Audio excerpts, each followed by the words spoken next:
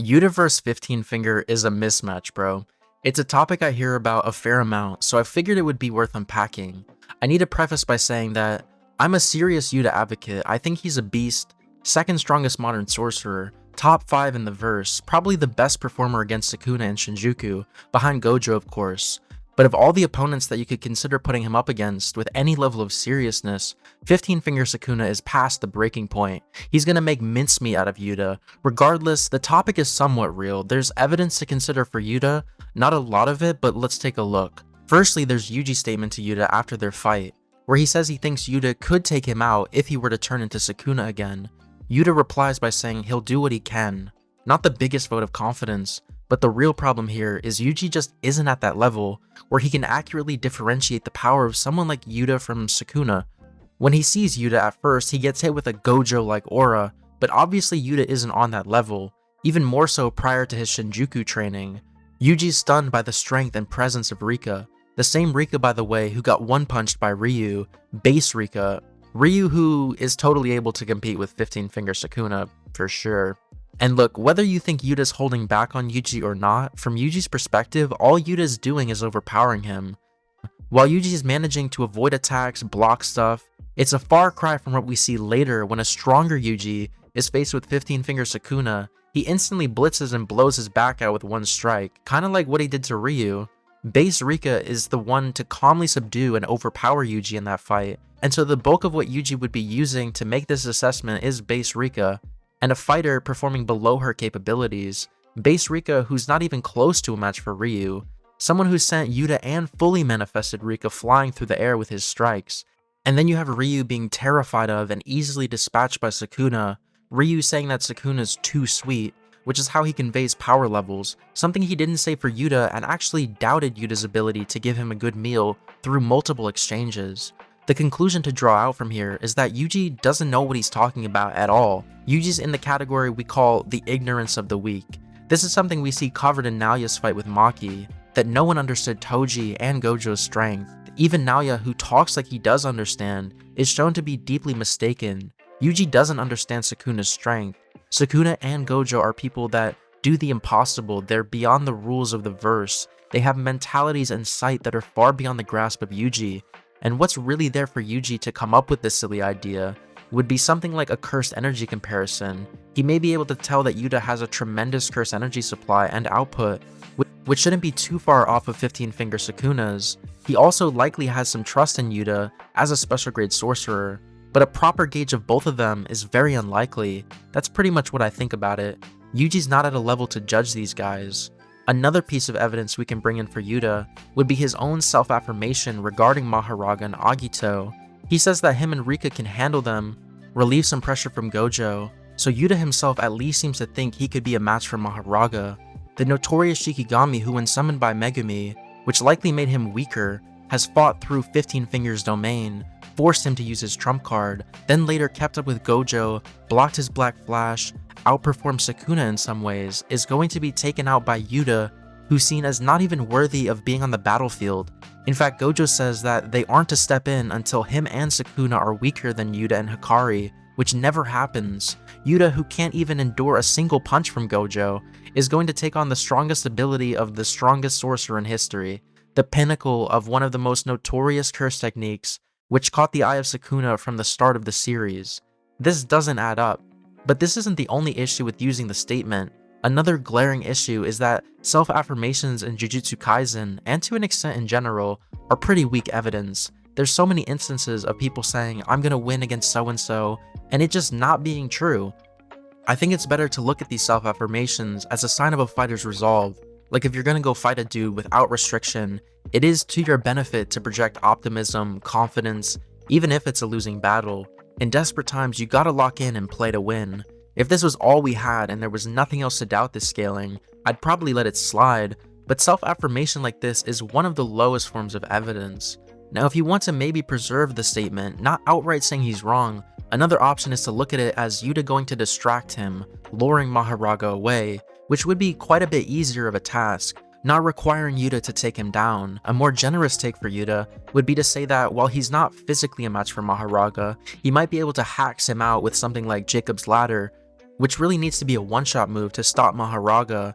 Issue is, Yuta's Jacob's Ladder isn't as impressive as the one Angel used on 15 Finger, maybe because it's a new ability for him, and Sukuna says that a new technique is going to have diminished output.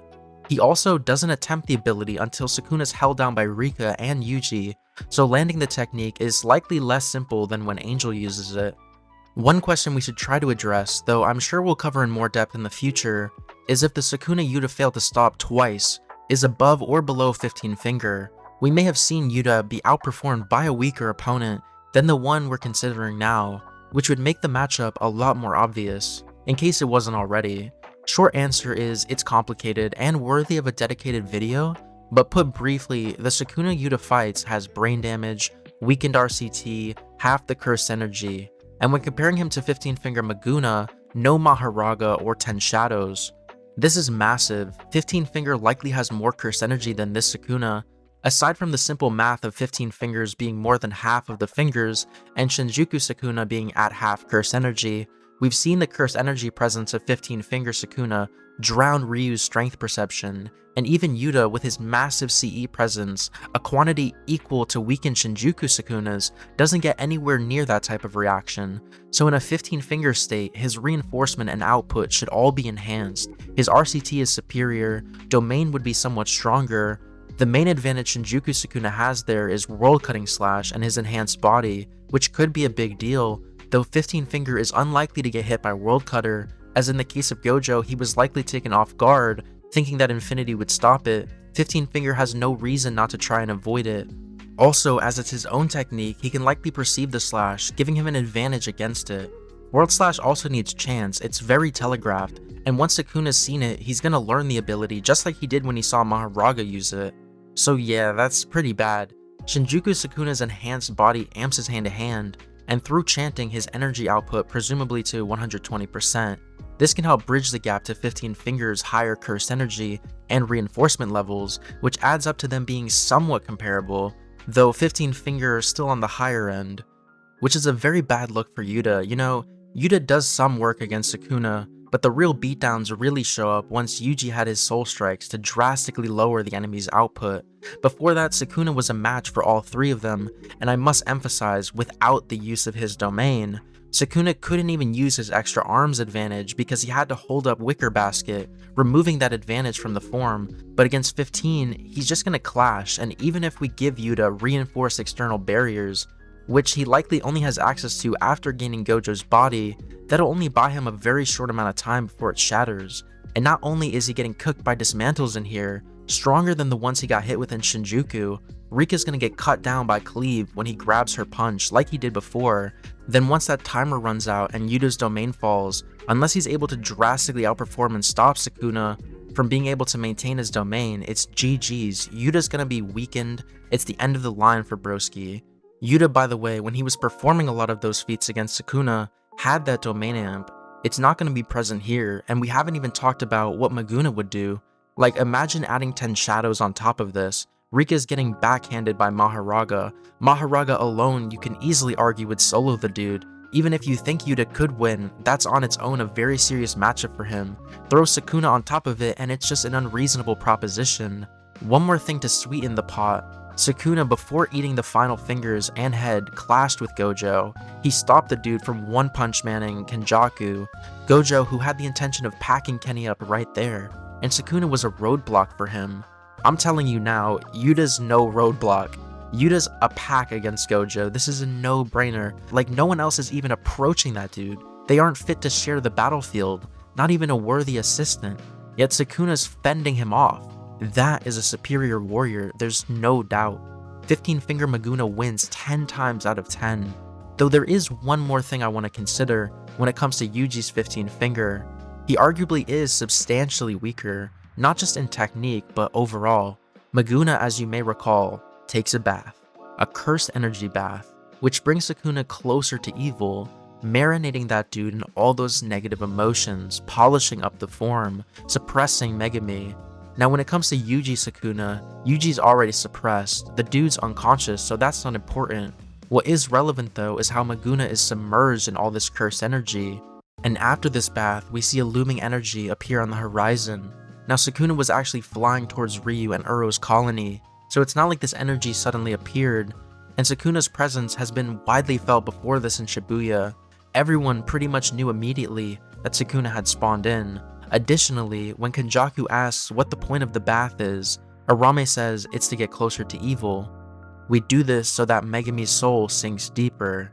I was close to giving up on this idea because the focus is primarily on the Megami aspect. However, if you think about the original purpose of the bath, it was to turn family heirlooms into curse energy. Now this means that curse energy is imbued into what you put in it. It's actually stored in that recipient, so it stands to reason that Sukuna is also being infused with extra refined cursed energy. So I do think there's a buff here. Sukuna's getting closer to evil, which these sort of negative emotions are the source of cursed energy. And so Sukuna himself is growing in regards to evil or negative emotions. In order to submerge Megami, this evil would be sinking into him and Sukuna. But in order for this to potentially save Yuta in the fight, the effect must be pretty tremendous. The question is, can we scale this power up? Well, one way is if you think that 1. Sukuna isn't slowed down against Maki and Yuji in their fight, 2. That Maki scales to Sukuna in speed at that time, 3. That Ryu would be as fast or faster than Maki, then Sukuna must have powered up greatly to blitz him that bad. So first off, regardless of the sort of nerf Sukuna had, his hand speed is simply better than Maki's, and the strength of her punches are nothing crazy. He's able to parry 2 and grab 1 with one hand while doing the same to Yuji's strikes. This is after Maki says she's gonna go faster than before, so her previous feats really add up to simply Sukuna reacting to her increased seriousness and trying harder than he was before. We know Sukuna's effort fluctuates a lot, of course, as seen in Shinjuku, but Maki does take just a bit of damage from his punch and races alongside him for a bit. Now, to quickly sum up my findings regarding how nerf Sukuna was there, Megami is rejecting him the whole time, but his rejection gets stronger, in line with the extent to which he's going to damage Megami's friends. His punches are probably around or above his technique, as he gives up direct technique attacks and throws punches instead. The extent to which his energy is held back on punches isn't huge, as Sukuna praises Maki for taking one, rather than attributing it to him being weakened like he does earlier attacking Yuji.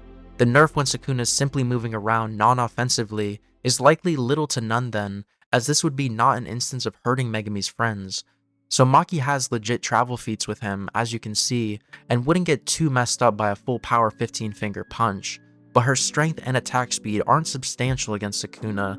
However, right now we're comparing a Sukuna with his technique basically shut off to one who can use cleave to one-shot.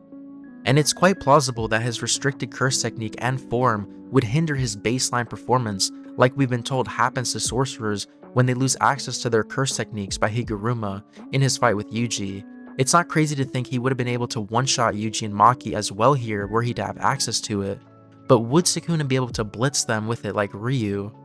Well, Maki's not getting blitzed by someone running at her with the same travel speed, so it would seem to suggest Maki's significantly faster than Ryu, but Ryu's comparable to Yuta, so wouldn't Maki be far faster than Yuta?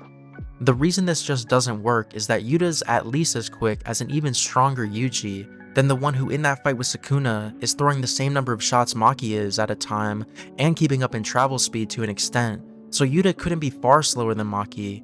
He also has equal or better feats on a stronger Sukuna than the one Maki fought in Shinjuku, so either Sukuna got much stronger from the bath, or Yuta got much faster than Ryu from the training. Not impossible, but from what Sukuna says, we know he didn't get more durable than Ryu, so him cliffing in speed to that extent seems far-fetched.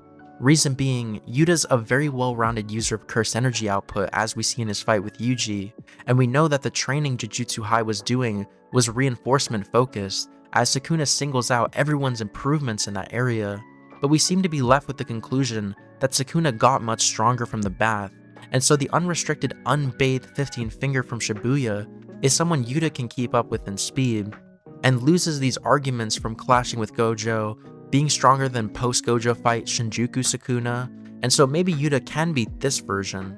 Well, let's entertain the idea. Yuta can keep up with this Sukuna to an extent. Neither of them are stronger than the Sukuna Yuta fought in Shinjuku, and so they're gonna have a fairly serious clash.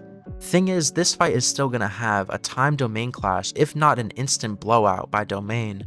Yuta's gonna be weaker than when he fought Sukuna, Missing his domain amp, Sukuna can handle his strikes like he did with Maki, catch Rika's strikes, and counter her with point-blank cleave.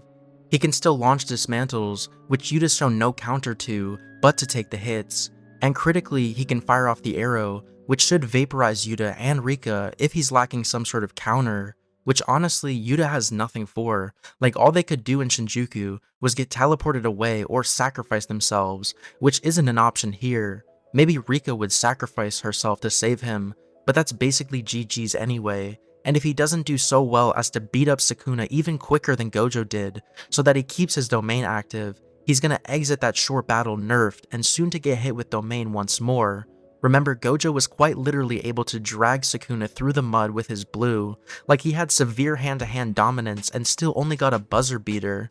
Sukuna has the ability to severely weaken incoming attacks while improving the strength of his hand-to-hand combat through domain amplification, creating a hefty imbalance. Sukuna's got far better use of binding vows to help swing things in his favor. He's got vastly more battle intelligence, far more access to reverse curse technique, a superior mentality, higher mastery of cursed energy, overall endurance, an ability to take beating after beating and just keep coming back, regaining strength. This is the conclusion we get to from frankly taking a friendly path to even stop Yuta from getting speed blitz in one shot like Ryu. If I was forced to stand with Yuta here, I'd probably bring up how Yuta against Sukuna in Shinjuku only brought out base Rika being far inferior to fully manifested, as shown in the Calling Games fight. And then there's Awakened Rika, which is on another level from that. So with Yuta being able to pull off what he did even with a domain amp, base Rika seeming to be physically stronger than Yuta in that fight, pressing Sukuna down by force, you could argue that Awakened Rika is gonna blitz and put some beatdown on 15 Finger with punches, maybe a performance similar to Yorozu.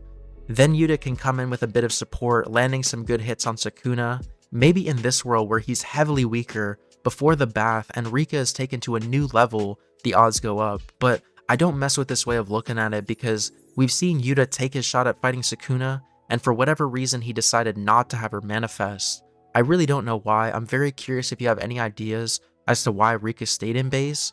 So this would just be out of character for how he's inclined to fight Sukuna, and it would be a level of power that hasn't been displayed before, since Yuta scales well above base Rika in Calling Games. This would be the most viable path to maintain the Yuta glaze.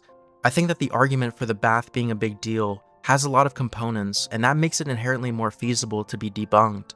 It's something I could see changing my mind on in the future, but even with that, Sukuna is the winner, at full power 10 times out of 10, even without 10 shadows, but specifically pre-bath 15 Finger, no 10 shadows, fairly sound victory 8 times out of 10, with a little bit of room to dream. But that's all for today.